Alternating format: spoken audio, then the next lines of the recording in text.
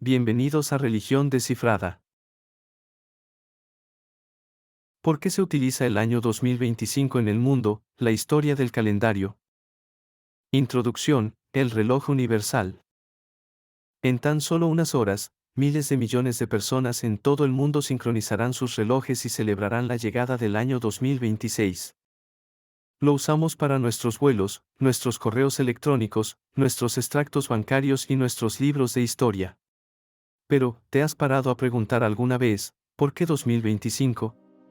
¿Por qué un empresario en Tokio, un estudiante en Londres y un agricultor en Brasil coinciden en que este año en concreto es 2025? Si el universo tiene miles de millones de años y la civilización humana tiene miles de años, ¿por qué empezamos a contar desde este punto específico? La respuesta es una fascinante mezcla de política romana antigua, un error matemático de un monje del siglo VI y un cambio religioso global que eventualmente se convirtió en el estándar para el mundo moderno. Desglosemos la historia del calendario y por qué vivimos en el año 2025. Parte 1. El caos romano, de los 10 a los 12 meses. Antes del calendario que conocemos hoy, existía el calendario romano. Originalmente, solo tenía 10 meses, comenzando en marzo. Por eso, septiembre, octubre, noviembre y diciembre tienen nombres que significan 7, 8, 9 y 10 en latín, aunque ahora son los meses del noveno al decimosegundo. Era un desastre. No se ajustaba a las estaciones, y los políticos solían añadir días para alargar su mandato.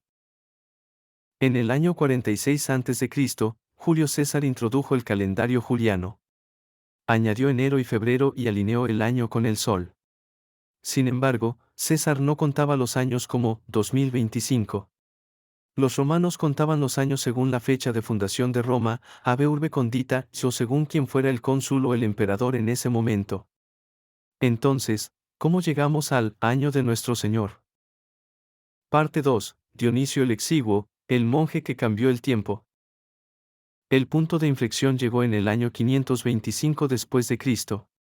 Un monje llamado Dionisio el Exiguo trabajaba en una forma de calcular la fecha de la Pascua.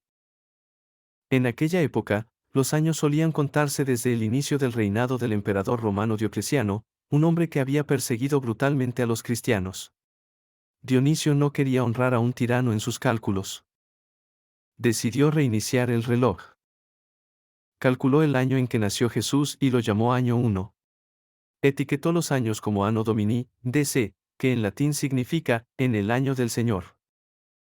Pero había un problema, los historiadores modernos creen que Dionisio se equivocó entre 4 y 6 años. Paradójicamente, esto significa que Jesús probablemente nació en lo que hoy llamamos el 4 o 6 a.C. Parte 3. La Reforma Gregoriana, arreglando el salto. Para el siglo XVI, el calendario juliano tenía un defecto, era ligeramente demasiado largo. Cada 128 años, ganaba un día completo. Para la época del Renacimiento, el calendario estaba desincronizado 10 días con el año solar real. La Pascua se estaba desviando hacia la estación equivocada. En 1582, el Papa Gregorio XIII introdujo el calendario gregoriano. Para corregir el error, hizo algo radical, borró 10 días de la historia. La gente se acostaba el 4 de octubre y se despertaba el 15 de octubre. Países católicos como Italia y España lo adoptaron de inmediato. Pero los países protestantes y ortodoxos se resistieron durante siglos, considerándolo una conspiración papal. Inglaterra no lo adoptó hasta 1752, y Rusia no lo cambió hasta 1918. Parte 4. Estandarización global, ¿por qué todos están de acuerdo?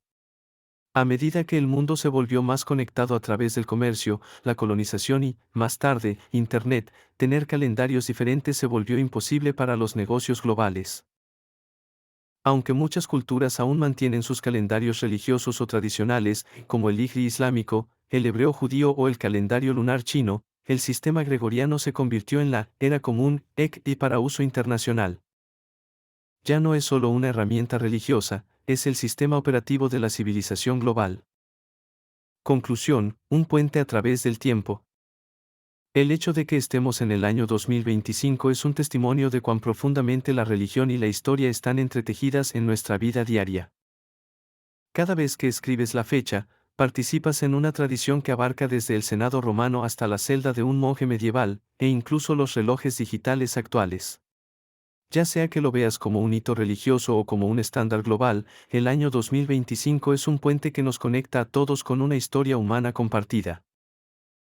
Y eso, es la historia de nuestro calendario. Descifrada. Bienvenidos a Religión Descifrada. Suscríbete y activa la campanita para no perderte ninguna nueva publicación.